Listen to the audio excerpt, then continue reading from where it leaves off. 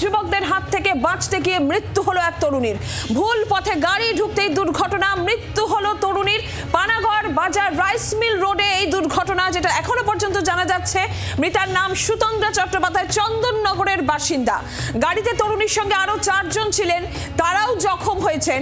গাড়িতে করে মদ্যপ যুবকেরা ধাওয়া করে, কটূক্তি করতে থাকে এবং সেখান থেকে বাঁচতেই ভুল পথে গাড়ি চালানো হয় এবং এরপরেই মর্মান্তিক এই দুর্ঘটনা। দুষ্কৃতীদের গাড়ি ধাক্কা দেয় তরুণীর গাড়িকে, আর এরপরই একটি দোকানে তরুণীর গাড়ি ধাক্কা মারে এবং সেখানেই তরুণীর মৃত্যু হয়। আর এই জায়গা থেকে প্রশ্ন উঠছে যে জাতীয় সড়কের নিরাপত্তা কোথায়, নজরদারি কোথায়? এইভাবে মৃত্যু ঘটলো, মদ্যপ যুবকদের হাত থেকে বাঁচতে গিয়ে মৃত্যু হলো এক তরুণীর। মদ্যপ যুবকেরা তাকে কটূক্তিও করতে থাকে এবং এই জায়গা থেকে প্রশ্ন উঠছে যে জাতীয় সড়কের নিরাপত্তা কোথায়, কোথায় জাতীয় সড়কের নজরদারি? জাতীয় সড়কের নিরাপত্তা এত ঢিলেঢালা কেন? মদ্যপ যুবকেরা তরুণীর গাড়ি, এখানে সেখানে আরো 4 জন ছিল, তাদেরকে ধাওয়া করছে, কটূক্তি করছে, তাদের গাড়িতে ধাক্কা মারছে এবং শেষ পর্যন্ত এই মর্মান্তিক পরিণতি, এক তরুণীর মৃত্যু হলো। জাতীয় সড়কের নিরাপত্তা কোথায়? এত ঢিলাঢালা নিরাপত্তা, নজরদারি কোথায়? সম্মান বাঁচাতে পালানোর চেষ্টা করেছিল ওই তরুণী এবং পালাতে গিয়েও শেষ রক্ষা হলো না। দুর্ঘটনার মুখে পড়তে হয় তরুণী সহ তার সঙ্গে যারা ছিলেন। সেই গাড়ির চালকের বক্তব্য আমরা পেয়েছি। এরপর একটি দোকানে সেই তরুণীর গাড়ি ধাক্কা মারে এবং তারপরে সেই গাড়িটি উল্টে যায়। ঘটনাস্থলেই মৃত্যু হয় তরুণীর এবং তার সঙ্গে যারা ছিলেন 4 জন, তারা জখম হয়েছেন, যেটা এখনো পর্যন্ত জানতে পারা যাচ্ছে। দুষ্কৃতীদের গাড়িটিকে আটক করা হয়েছে, কিন্তু দুষ্কৃতী, তাদের কোনো খোঁজ এখনো পর্যন্ত নেই। দুষ্কৃতীরা পলাতক রয়েছে। কিন্তু যে প্রশ্ন, যে জাতীয় সড়কের নিরাপত্তা, জাতীয় সড়কের নজরদারি কোথায়? এত ঢিলেঢালা ব্যবস্থা কেন? কোথায় পুলিশ, কোথায় নজরদারি? কটূক্তি করা হচ্ছে এক মহিলাকে, পিছনে ধাওয়া করছে মদ্যপ যুবকেরা, কিন্তু তারপরেও কোনো নজরদারি নেই। প্রাণ ভয়ে বাঁচতে গিয়ে, পালাতে গিয়ে ওই তরুণীর মৃত্যু হলো, মর্মান্তিক মৃত্যু হলো, মর্মান্তিক পরিণতি হলো ওই তরুণীর। এই মুহূর্তে আমাদের প্রতিনিধিরা রয়েছেন আমাদের সঙ্গে দুর্গাপুর কাকশা থানা এলাকা, সেখান থেকে আমাদের প্রতিনিধি চিত্তরঞ্জন দাস রয়েছেন এবং চন্দননগর, সেখান থেকে রয়েছেন বিধান সরকার আমাদের প্রতিনিধি। ওই তরুণী সুতন্দ্রা চট্টোপাধ্যায়, তিনি চন্দননগরের বাসিন্দা বলেই জানা যাচ্ছে। আমি প্রথমেই চিত্তরঞ্জন তোমার কাছে আসবো। চিত্তরঞ্জন, গোটা ঘটনা এখনো পর্যন্ত যেটা সামনে আসছে, মদ্যপ যুবকেরা ওই তরুণীর গাড়িকে ধাওয়া করলো, কটূক্তি করলো, তাদের গাড়িতে ধাক্কা মারলো।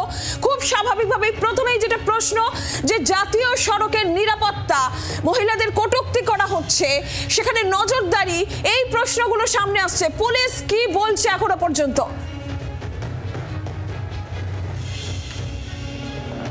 দেখো, আমরা পুলিশের সঙ্গে কথা বলেছিলাম, প্রথমেই নীলাঞ্জনা জানাই, তারা বলছে তারা খুব তাড়াতাড়ির মধ্যে এই যে দুষ্কৃতীরা, অর্থাৎ যারা মদ্যপ অবস্থায় ছিল যেসব যুবক, তাদেরকে গ্রেপ্তার করে নেবে। কিন্তু যে ঘটনা ঘটেছে, আমরা প্রথমেই সেটা দেখাবো যে গাড়িটিতে এই দুষ্কৃতীরা, অর্থাৎ যুবকরা ছিল। প্রথমে দেখা গাড়ির নাম্বার, দেখো এটা কিন্তু হচ্ছে দুর্গাপুরের গাড়ির নাম্বার, WB4080 1974, অর্থাৎ দুর্গাপুরেরই এটা রেজিস্ট্রেশন গাড়ির নাম্বার। এই গাড়িতেই ছিল বুধবুদের যেখানে পেট্রোল পাম্প, যেখানে তারা তেল ভরে, সেইখানে থেকেই তারা ধাওয়া করে এবং দেখে গাড়ির ভেতরে একটা সুন্দরী যুবতী বসে আছে এবং তারা মদ্যপ অবস্থায় ছিল, এটা বোঝা যাচ্ছে। কারণ গাড়ির ভেতরে আমরা দেখতে পাচ্ছি বিভিন্ন প্লাস্টিকের গ্লাস রয়েছে এবং তার সাথে রয়েছে চাকনা, অর্থাৎ যে মদ খাওয়া হয়েছে তার সঙ্গে যে চাকনা বলে, সেই চাকনা রয়েছে এই গাড়ির ভেতরে। এবং আমরা দেখতে পাচ্ছি যে এই গাড়িটিতে চেপে তারা প্রথমে তাড়া করে এবং তারা যখন বুঝতে পারে যে তাদেরকে তাড়া করছে, তখন কিন্তু তারা বাজারের দিকে ঢুকে যায় এবং সেই বাজারের দিকে ঢুকে গেলে তারা যে চেষ্টা করে যে অন্যদিকে তাদেরকে, যে যাতে তারা বাজারে ঢুকে গেলে তাদেরকে যাতে না বুঝতে পারে যে তাদের সঙ্গে তারা এলাকারই লোক, কিন্তু তারা পেছন পেছন ধাওয়া করে। প্রথমে তাদের সাইডে গিয়ে ধাক্কা মারে এবং যে গাড়িটিকে ধাক্কা মেরেছিল সেই গাড়িটিকে আমরা দেখাবো, আমরা দেখতে পাচ্ছি। এবং সেই গাড়িটিকে যখন ধাক্কা মারে তারা বুঝে যে তাদের পেছনেই তারা করছে। তারপর তারা কিন্তু অন্য জায়গায় আরও ভেতর দিকে চলে যাওয়ার চেষ্টা করে, কিন্তু আবার তারা পেছন দিকে গিয়ে, সামনের দিকে গিয়ে যখন তাদের গাড়িতে ধাক্কা মারে, তখন গাড়িটি নিয়ন্ত্রণ হারিয়ে গিয়ে একটি দোকানে প্রথমে ধাক্কা পড়ে, তারপর লোহার ভেতর গিয়ে ধাক্কা পড়ে। আমরা দেখতে পাচ্ছি যে WB16BF 5777, অর্থাৎ এই গাড়িটিতে ছিল এই যুবতী এবং আরও 4 জন, ড্রাইভার সমেত 4 জন আরও ছিল। এবং গাড়িটির কী অবস্থা আছে আমরা দেখতে পাচ্ছি। গাড়ির এই সামনের সিটে ছিল সুতন্দ্রা এবং সেখানে গিয়ে তার লোহার মধ্যে রাখে এবং ওটা মাথায় রাখে এবং ঘটনাস্থলে মারা যায়। এই গাড়িতে সঙ্গে থাকো, আপনারা দেখতে পাচ্ছেন মদ্যপ যুবকেরা যখন ওই তরুণীর গাড়িকে ধাওয়া করছে, তরুণীর উদ্দেশ্যে উদ্দেশ্যে কটূক্তি করছে এবং বারবার তরুণীর গাড়িটিকে ধাক্কা মারছে। আর সেখান থেকে বাঁচতেই ওই তরুণী সুতন্দ্রা তিনি যখন অন্য পথে তার গাড়ি যাচ্ছে, ভুল পথে গাড়ি যাচ্ছে এবং সেখানেই ধাক্কা মেরে উল্টে যায় সেই গাড়ি এবং ঘটনাস্থলে তরুণীর মৃত্যু, আরো 4 জন জখম হয়েছেন। আমরা একবার চন্দননগরে যাই, সুতন্দ্রার বাড়ি চন্দননগরে এই জানা যাচ্ছে। বিধান আমাদের প্রতিনিধি সরাসরি সেখান থেকে রয়েছেন। বিধান, সুতন্দ্রার পরিবারের তরফ থেকে ঠিক কি জানানো হচ্ছে এখনো পর্যন্ত, কি জানা যাচ্ছে?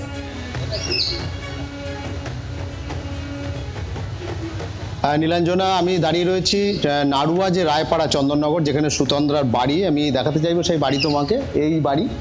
এই বাড়ি হচ্ছে সুতন্দ্রার বাড়ি এবং এখান থেকে গতকাল রাত 10টা নাগাদ যেটা জানা গেছে যে সুতন্দ্রা একটি গাড়ি করে বেরিয়েছিল, যে গাড়ি পরবর্তীকালে দুর্গাপুরে গিয়ে কিন্তু দুর্ঘটনার কবলে পড়ে এবং মদ্যপ যুবকরা তাকে ধাওয়া করে, তার গাড়িতে ধাক্কা মারে।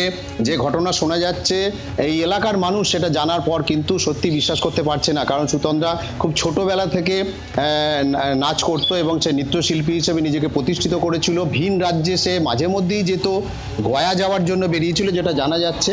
এবং এই এলাকার যারা বাসিন্দা তাদের সঙ্গে একটু কথা বলার চেষ্টা করব। দাদা, এই যে সুতন্দ্রা আপনাদের একদম পাড়ার মেয়ে, কি বলবেন এরকম একটা ঘটনা? খুব দুর্ভাগ্যজনক, আর কি বলবো, এরকম ঘটনা মানে কী করে ঘটলো সেটাই আমরা আশ্চর্য হয়ে যাচ্ছি। আর কি বলবো, যেখানে ঘটেছে সেখানে তো সেইখানকারই তো সিসিটিভি ক্যামেরা এবং সেখানকার প্রশাসন এবং সেখানকার যারা ছিল তারাই তো দেখেছে। কোনো নিরাপত্তা ছিল না বলছে, মানে নিরাপত্তা দেখার কেউ না থাকলে কি হবে বলুন, তাহলে তো এরকম হবেই। কখন বেরিয়েছিল? কালকে রাত 10টায় বেরিয়েছিল। 10টার সময় বেরিয়েছে শুনে। ও কি মাঝে মধ্যেই যেত বাইরে? হ্যাঁ, মাঝে মধ্যেই বাইরে প্রোগ্রাম করতে যেত। ছোটো থেকেও নাচে। আচ্ছা, ও খুব ভালো নাচে, নানা জায়গায় প্রোগ্রাম করে বেড়ায়। এতে ওর বাড়িতে কে কে আছে? বাড়িতে এখন ঠাকুমা আছে আর দিদিমা আছে।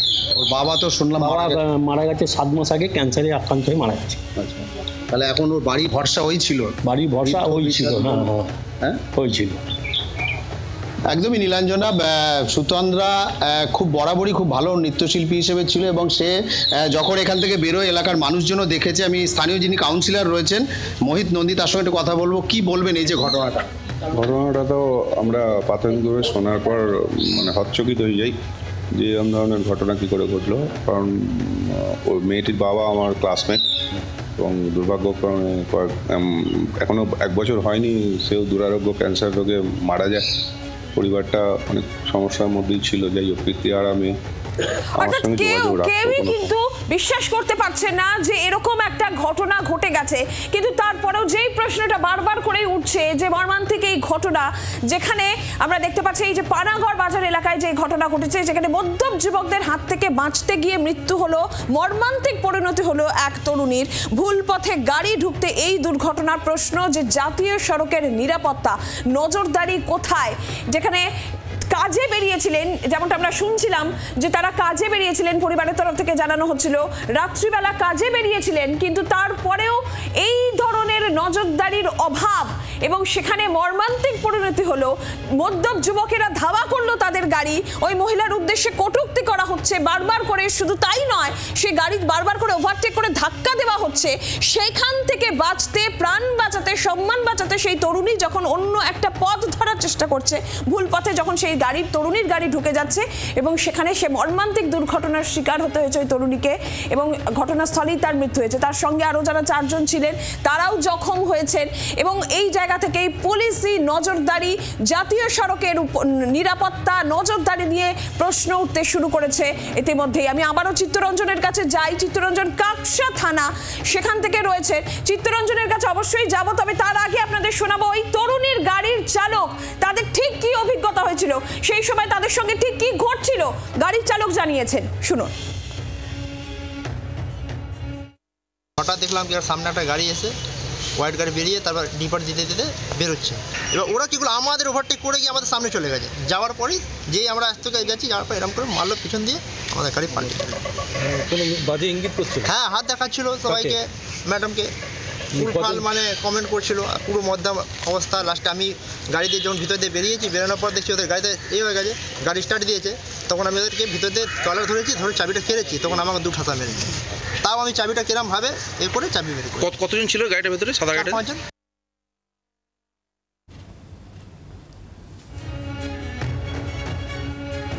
গাড়ির চালকের বক্তব্য আপনারা শুনলেন যে কি ভয়ঙ্কর অভিজ্ঞতা সেই সময় তাদের হয়েছিল।